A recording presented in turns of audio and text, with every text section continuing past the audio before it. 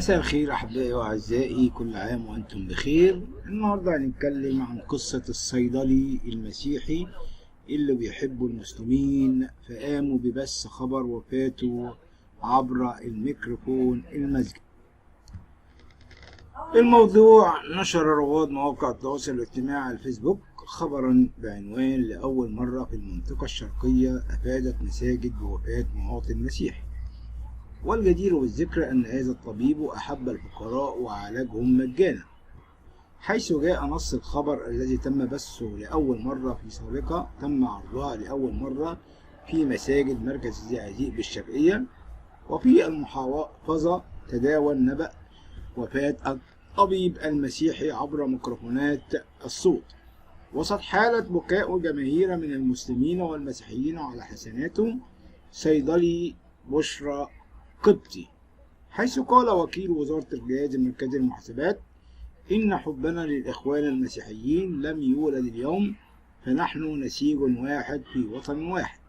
ثم تابع قائلا أيضا: دكتور سامي أحب الفقراء، وأحيانا كان يقدم لهم العلاج مجانا أو بخصم كبير، كاشفا عن الأعمال الإنسانية للطبيب، خاصة المصابين بأمراض مزمنة ولديه صيدلية تحمل اسم الإنسانية، اسم على اسمها، والناس يحزنون على انفصاله، لكنه سيستمر في العيش بينهم بأفعاله الإنسانية.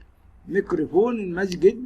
ثم قال طبيب مستشفى العزازي من سكان المنطقة أن الطبيب الراحل رفض بيع الأدوية بالأسعار الجديدة، وتابع: شعر بحالة الناس وبقي في الصيدلية للعلاج بعض الحالات الحرجة مع الأدوية اللازمة، وكان المرضى يأتون إليه لإجراء تغيرات على الجروح، ولهذا تسابق المسلمون لحمل جسده ووضعه داخل سيارة الإسعاف. ثم أدلى نجل الطبيب بتصريح جديد أعرب فيه عن حزنه الشديد عن انفصال والده، لكنه سعيد بحب الناس له وحرصهم على المشاركة في جنازته وتقديم العزاء فيها، وأشار إلى حرصه على تنفيذ إرادة والده الذي قال له أن يبعد عقلك عن القهر وأن يكمل رحلتهم لهم. حقيقة أمر جميل، أمر حلو من شخص محترم.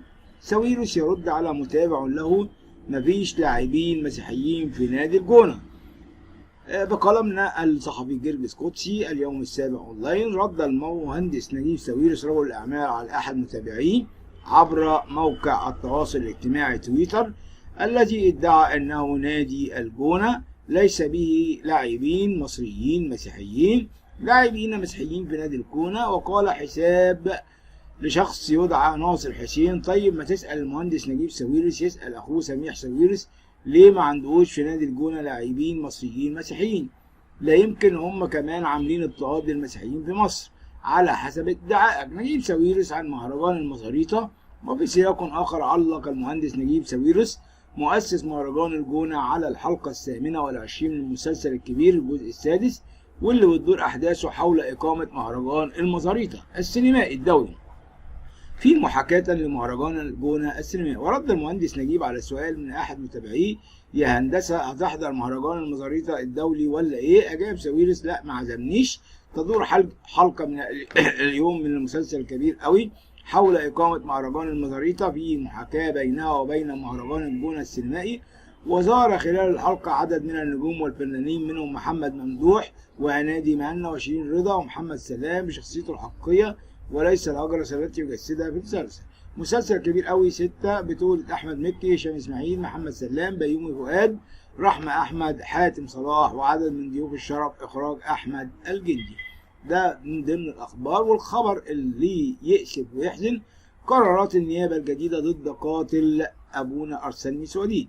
التفاصيل في مداخلة هاتفية مع الأستاذ جوزيف ملاك المحامي وزميل المفوضية السامية لحقوق الأقليات في الأمم المتحدة بيوضح آخر تطورات قرارات النيابة العامة بخصوص قاتل الشهيد أبونا أرسنيوس وديد الكاهن الذي استشهد في الإسكندرية، حيث يوضح ملاك أن قرار النيابة العامة واضح، حيث حددت النيابة العامة جلسة لنظر جناية القتل العمد، حيث وصفت النيابة الجريمة أنها قتل عمد للقمص الشهيد أبونا أرسنيوس وديد، وحددت جلسة يوم 14 من مايو الجاري الموافق السبت القادم جنايات المنتزه بالدائرة 22 باسكندرية والنظر لأولى جلسات المحاكمة لقاتل أبونا أرسنيوس. وفي سياق متصل يوضح ملاك أنه ما كان متداول في الفترة الماضية هو القيد والوصف الخاص بالجريمة، فكانت الناس منتظرة أن يكون القيد والوصف للنيابة العامة أن يكون القتل العمد مع سبق الإصرار والترصد.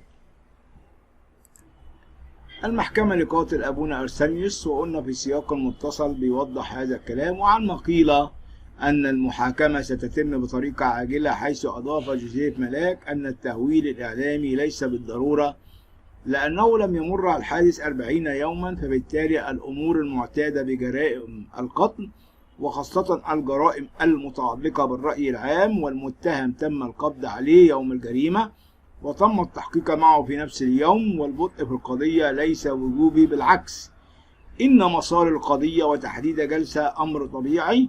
وأضاف أنه يشكر النيابة العامة أنها اهتمت بالملف وأنهت جميع التحقيقات وتم تحديد جلسة للمتهم ولم تهمل الملف، والمتهم محبوس وتم تحديد جلسة ليس بعيدة، فصارت القضية في مسارها الطبيعي.